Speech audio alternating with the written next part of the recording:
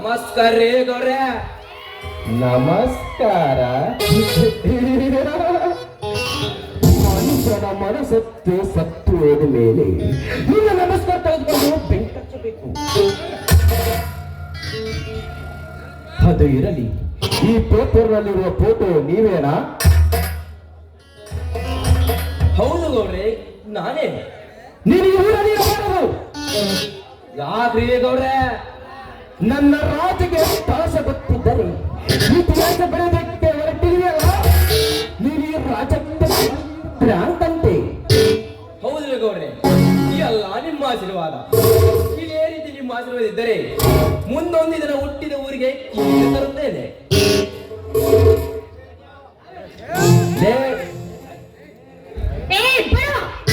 ನಿನ್ನ ಆಶೀರ್ವಾದ ನಿನ್ನ ಆಶೀರ್ವಾದ ನಮ್ಮ ಹೇಳಿದಂತೆ ಕೇಳಲಿಲ್ಲವೇ? ನಿನ್ನ ಕೀರ್ತಿ ತೆಗೆದುಕೊಂಡು ನಮಗೇನಾಗಬೇಕಾಗಿದೆ? ನೋಡಮ್ಮ ತಂಗಿ, ಬೆಂಕಿಗೆ ನೀರಂದ್ರ ಆಗಲ್ಲ, ಅವರಂತೆ ಮೊದಲೇ ಆಗಲ್ಲ. ಇವು ನನ್ನ ಏನು ಮಾಡಬೇಕನ್ನೋದು ನನಗೆ ಚೆನ್ನಾಗಿ ಗೊತ್ತು.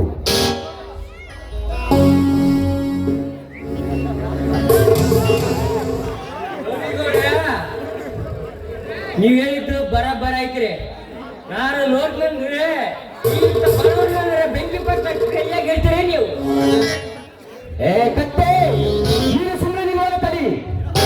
ನೋಡ್ತಮ್ಮ ವರದಿ, ರಾಜ್ಯದಲ್ಲಿ 30 ಜಿಲ್ಲೆಗಳಿವೆ, ಅದರಲ್ಲಿ 106 ತಾಲೂಕುಗಳಿವೆ. ಯಾರಾದ್ರೂ ಒಂದು ಮುನೆಯಲ್ಲಿ ಬೇರೆ ಬಿಟ್ಟು ಯಾರು ಬೇಕಾಗಿದ್ದರೆ ತಂಗಿಗೆ ಅವಮಾನ ಮಾಡೋದಕ್ಕೆ. ನೋಡ್ರಿ ಗೌಡ್ರೆ, ನೀವ್ ಈ ರೀತಿ ಮಾತನಾಡೋದು ನನಗೊಂದು ಅರ್ಥವೇ ಆಗುತ್ತಿಲ್ಲ. ತಂದೆ ತಾಯಿ ಇಲ್ಲದ ತಬ್ಬನಿ ನಾನು. ಅನಾಥಾಶ್ರಮದಲ್ಲಿ ಬೆಳೆದು ಚೆನ್ನಾಗಿ ಓದಿ ಒಳ್ಳೆ ಅಧಿಕಾರಿ ಆದ್ರೆ ಊರಿಗೆ ಹೆಸರು ಬರುತ್ತೆ ಅನ್ನೋದು ಬಿಟ್ಟು ನಿಮ್ಮ ಬಾಯಿಂದ ಇಂಥ ಮಾತೆ.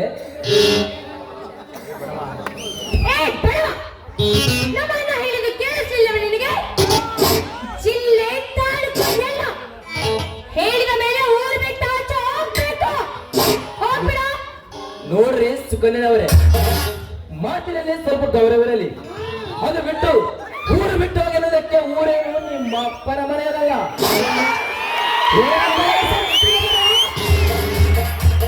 ನಮ್ಮ ಕೆಲವರಿಗೆ ಏನಾಯ್ತು ಬೇರೆ ಬಂತಾರೆ ತಪ್ಪೇ ಬಿಡುವ. ತಂಗಿ ಸುಮನಿಯ ತೆಗೆದುಕೋ ಬಂದುಕೊಂಡು ನನ್ನ ಮಗನಿಗೆ. ಇದೇ ರೀತಿ ಇವನನ್ನು ಬಿಟ್ಟರೆ ಮುಂದಲ್ಲ ದಿನ ನಮ್ಮ ಮನೆತನಕ್ಕೆ ರಕ್ತಪಾತ ಹರಿಸುತ್ತಾನೆ ಈ ಬಡಪ್ಪ.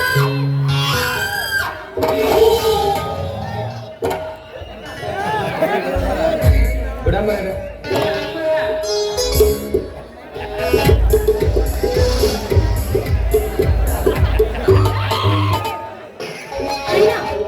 ಅಣ್ಣ, ಇವನನ್ನು ಎಷ್ಟು ಸಲ ಹೇಳ್ಬೇಕು ಮಧ್ಯದಲ್ಲಿ ಬಾಯಿ ಹಾಕ್ಬೇಡ ಅಂತ.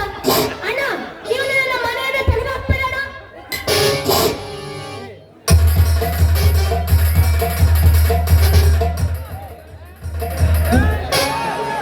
ದುಡ್ಡಿನ ದುರಾಸೆ ಬಿಟ್ಟು ಬರೋರಂಗ ಹೋಗಿ ಪಾಸ್ ಆಗ್ಬಾರ್ದ ತಾಯಿ? ಯಾಕೆ ಬೆಂಕಿ ಹಚ್ಚಕತ್ತಿದ್ದ ಊರಾಗ? ನೋಡಿ ಗೌಡ್ರೆ, ನಿಮ್ಮ ಹಾಗೆ ಹಗಲು ರಾತ್ರಿ ಬೌಲಿಗೆ ಪಿಸ್ತೂಲ್ ಹಾಕಿಕೊಂಡು ಎದುರಿಸುವಂತೆ ಏಡಿಯಾಗಬಾರದು. ಕೈಯಲ್ಲಿ ಶಕ್ತಿ ಇದ್ದರೆ ನಿನ್ನಂತ ಪಿಸ್ತೂಲ್ ಒಂದಲ್ಲ ಹಿಡಿಯಬಹುದು. ಧೈರ್ಯ ಮಾಡಿದರೆ ಯಾವುದು ಬೇಕಾಗಿಲ್ಲ, ಬಡವರ ಕೈಯಷ್ಟೇ ಸಾಕು. ಯೋಚನೆ ಮಾಡ್ರೆ. ನೋಡಪ್ಪಮ್ಮ ಅವರದು, ಸಿಟ್ಟಿನ ಕೈಯಲ್ಲಿ ಬುದ್ಧಿ ಕೊಟ್ಟರೆ ಕೆಟ್ಟ ಹೆಸರು ಬರೋದು ನನ್ನ ತಂಗಿಗೆ. ಅದು ಬಿಟ್ಟು ಏನೇನೋ ಮಾತನಾಡುತ್ತಾಳೆ. ನಾನೊಂದು ಮಾತು ಹೇಳ್ತೀನಿ ಕೇಳು. 10,000 ಸಂಬಳ ಕೊಡ್ತೀನಿ.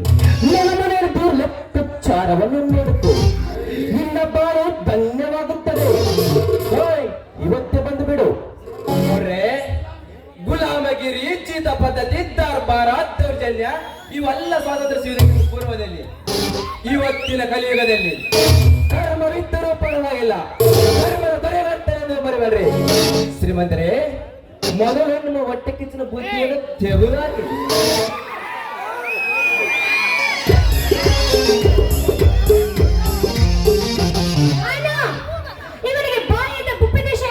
ಪ್ರಯೋಜನವಿಲ್ಲ. ಸುಟ್ಟು ಹಾಕಿ ಬಿಡಣ್ಣ ಇವನನ್ನು. ತಂಗಿ, ನೀನು ಹೇಳುವುದರಲ್ಲಿ ಸರಿಯಿದೆ. ಆದರೆ ಇವತ್ತಿನ ಕಾರಣ ಬಹು ಬಿಗಿಯಾಗಿದೆ ಅಮ್ಮ. ನಾವೇನಾದರೂ ತಪ್ಪು ಮಾಡಿದರೆ ಕಾನೂನಿಗೆ ತಪ್ಪಿಸಿಕೊಳ್ಳುವುದು ಬಹಳ ಕಷ್ಟ. ಎಷ್ಟೋ ರಾಜಕೀಯ ನಾಯಕರು ತಪ್ಪು ಮಾಡಿ ಜೈಲಿನಲ್ಲಿ ಅನುಭವಿಸಿ ಬಂದಿದ್ದಾರೆ. ಅವರಂತೆ ನಾವು ಆಗಬಾರದು. ಕೊಲೆ ಮಾಡುವ ವಿಚಾರವನ್ನು ತೆಗೆದು ಹಾಕಿ ತಲೆ ಉಪಯೋಗಿಸಬೇಕು. ಅದು ಖಂಡಿಸ್ತಾನ. ಯಾಕಂದ್ರೆ ರಾಜಕೀಯದಿಂದ ನಾನು ಬೆಳೆದು ಬಹಳಷ್ಟಿದೆಮ್ಮ. ಮೊನ್ನೆ ತಾನೇ ನೋಡಿದೆಯಲ್ಲಮ್ಮ, 50 ಸೈನಿಕರನ್ನು ಬಲಿ ತೆಗೆದುಕೊಂಡದಕ್ಕೆ ಸೇಡಿಗೆ ಪ್ರತಿ ಸೇಡಿಗಾಗಿ 350 ಮಂದಿ ಉಗ್ರವನ್ನು ಹೊಡೆದು ಉಳಿಸಿ ಸತ್ತವರ ಆತ್ಮಕ್ಕೆ ಶಾಂತಿ ಕೊಟ್ಟ ದೇಶ ಮಾಡಬಹುದು. ಇಂಥ ಬಲಿಷ್ಠವಾದ ಪೊಲೀಸ್ ಪವರ್ನಲ್ಲಿ ನಾವೇನಾದ್ರೂ ತಪ್ಪು ಮಾಡಿದ್ರೆ ಬಿಡ್ತಾರ ಮಾತಂಗಿ. ಅದಕ್ಕೆ ನಾವು ತಪ್ಪು ಮಾಡಬಾರದು. ಅಣ್ಣ, ನನಗೊಂದು ಚಾನ್ಸ್ ಕೊಟ್ಟು ನೋಡೋಣ. ನಾನು ಇವನ ವೃಕ್ಷವನ್ನು ತುಂಡು ತುಂಡು ಮಾಡಿ ದೇಹವನ್ನು 4-5 ಭಾಗಗಳು ಮಾಡಿಬಿಡ್ತೀನಣ್ಣ. ಅಲ್ರಿ ಅಮ್ಮ, ಇವತ್ತೇನು ಊರು ಬಿಟ್ಟು ಹೋಗ್ತೀನಿ. ಇನ್ನು ಐತೆ ಬಾಳ ಈ ಜನರ ಕೈಗೆ ಅನುಭವಿಸೋದು. ನೋಡ್ರಿ ಗೌಡ್ರೆ, ಜಣ್ಣಿನ ಜೊತೆ ಮಾತಾಡೋ ಅವಶ್ಯಕತೆ ನನಗಿಲ್ಲ. ನಾನೊಬ್ಬ ಕಾಲೇಜ್ ವಿದ್ಯಾರ್ಥಿ. ಇದರ ಅವಶ್ಯಕತೆ ನನಗೆ ಬೇಕಾಗಿಲ್ಲ. ಸತ್ತು ಹೋದರ ತಂದೆ ತಾಯಿ ಆಚೆಯಂತೆ ನಾನೊಬ್ಬ ಒಳ್ಳೆ ಅಧಿಕಾರಿಯಾಗಿ, ಅದು ಪೊಲೀಸ್ ಅಧಿಕಾರಿಯಾಗಿ ಕಾನೂನನ್ನು ಕೈ ಎತ್ತಿಕೊಂಡು ನಿಮ್ಮಂತ ಕದರವನ್ನು ಗಟ್ಟಿಯಾಗಿ ಧೈರ್ಯದಿಂದ ಮೆಟ್ಟ ನಿಂತು ಬಡವರ ಪಾಲಿಗೊಬ್ಬ ನಿಷ್ಠವಂತ ಒಬ್ಬ ಪೊಲೀಸ್ ಅಧಿಕಾರಿಯಾಗಿ ಬಂದೇ ಬರುತ್ತೇನೆ. ಯಾಕೆಂದರೆ ವಿದ್ಯೆ ಎನ್ನುವುದು ಯಾರಪ್ಪನ ಮನಸ್ಸೊತ್ತಲ್ಲ, ನೆನಪಿಟ್ಟುಕೊಳ್ಳಬೇಕ. ತಪ್ಪು ಮಾಡಿಬಿಟ್ಟೆ, ನಾನು ತಪ್ಪು ಮಾಡಿಬಿಟ್ಟೆ. ನನ್ನ ತಂಗಿ ಏನಂತೆ ಬಂದ ಕೂಡಲೇ ಸುಟ್ಟು ಹಾಕಿದ್ರಿ. ನಿನ್ನ ಬಾಯಿಂದ ಮಾತು ಬರುತ್ತಿದ್ದಿಲ್ಲ, ಜನ ಕೇಳುತ್ತಿರಲಿಲ್ಲ. ಜನ ನೀನು ಅಡ್ಡ ಬರಬೇಡ, ಶಾಸ್ತ್ರಿ ಬರಬೇಡ.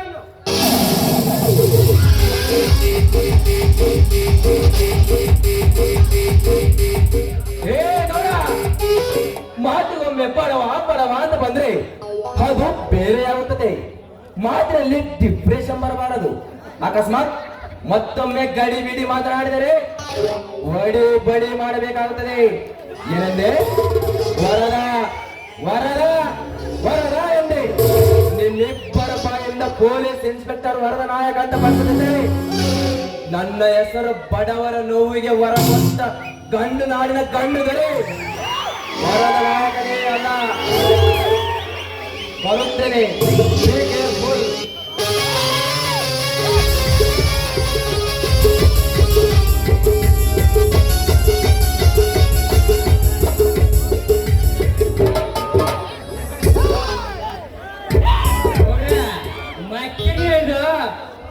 ನಾಯಕ ಹೇಳಿ ಹೋದ. ಅಲ್ಲೊಬ್ಬ ಮದಕರ ನಾಯಕ, ಇನ್ನೊಬ್ಬ ಸಿಂಧೂರ ಲಕ್ಷ್ಮಣ, ಈಗ ಹೋದ ಮಗ ವರ್ಗ ನಾಯಕ. ಇವರು ಮೂವರು ಒಂದೇ ಗುಟ್ಟಿರ್ಬೇಕಾಗುತ್ತದೆ. ಏನಂತಾರೆ, ನಾವೊಂದು ವಿಚಾರ ಮಾಡಿ ಗ್ರಾಸರ ಬಿಡ್ತಾನ. ಇಲ್ಲಂದರೆ ನಾವು ಕಚ್ಚಕದರ ಸಿಂಧೂರ ಲಕ್ಷ್ಮಣ ಅವರಿಂದ ಕೊಲೆ ಮಾಡ್ತಾರೆ. ಈ ಬಂಡ ಹೇಳೋದು ಸರಿಯಾಗಿದೆ ಅಣ್ಣ. ಇವನನ್ನು ಹಾಗೆ ನಾವೇನಾದ್ರೂ ಸುಮ್ಮನೆ ಬಿಟ್ಟರೆ ನಮ್ಮ ಮನೆತನಕ್ಕೆ ಇವನ ಕೊಲೆ ಆಗಬೇಕು. ತಂಗಿ, ನನಗೊಂದು ಅರ್ಥವಾಗುತ್ತಿಲ್ಲ. ಕಟ್ಟಿಡಿಯವರು ಮತ್ತೊಬ್ಬ ನಾಯಕ, ಪೆನ್ನು ಹಿಡಿದು ಹೋರಾಡುವವರು ವರ್ಗ ನಾಯಕ, ಕೊಟ್ಟು ಹಿಡಿದು ಹೋರಾಡುವವರು ಸಿಂಧೂರ ಲಕ್ಷ್ಮಣ. ಇದರಲ್ಲಿ ನಾನು ರಾಮನ ಆಗಬಾರದು.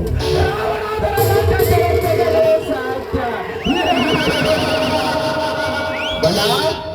ಬೇಗ ಚಕ್ರವರ್ತಿಯನ್ನು ಕರೆದುಕೊಂಡ ಬಾ ತೋಟದ ಮನೆಗೆ. ಆ ಸಿಂಧೂರ ಲಕ್ಷ್ಮಣ ತಪ್ಪಿಸಿಕೊಂಡರೆ ನಮಗೆ ವಿಧಿ ಎದುರಾಗೋದು ಖಂಡಿತ. ಆಯ್ತು, ಬಡಿ ಹೋಗೋಣ.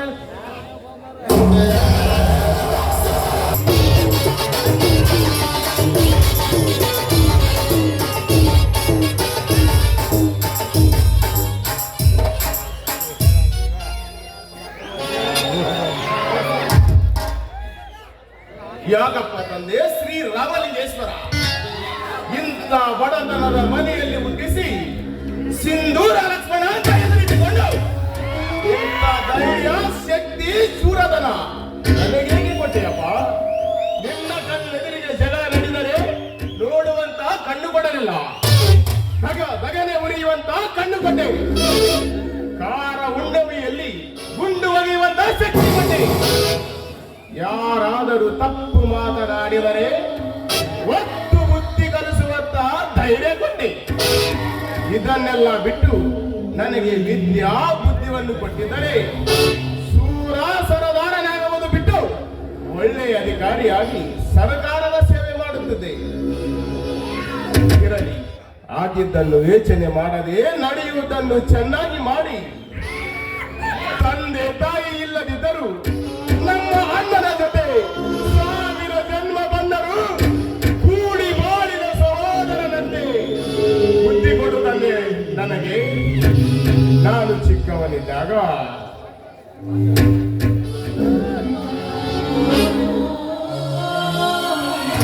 ಆ ನಾಗೇಗೌಡನ ಮೋಸದಿಂದ ತಿನ್ನುವುದಕ್ಕೆ ಏನು ಕೊಟ್ಟೆ. ಇಲ್ಲಿಯವರೆಗೂ ನನ್ನ ಅಣ್ಣನಿಂದ ದೂರ ಮಾಡಿದ್ದಾನೆ. ಈಗ ಆ ದೇವರ ದಯದಿಂದ ತಪ್ಪಿಸಿಕೊಂಡು ಬಂದಿದ್ದೇನೆ. ಯಾರು ಇಲ್ಲದ ಸಮಯದಲ್ಲಿ ನನ್ನ ಅಣ್ಣನನ್ನು ನೋಡಬೇಕೆಂದು ಹಂಬಲಿಸುತ್ತಿದ್ದೆ ನನ್ನ ಮನಸ್ಸು.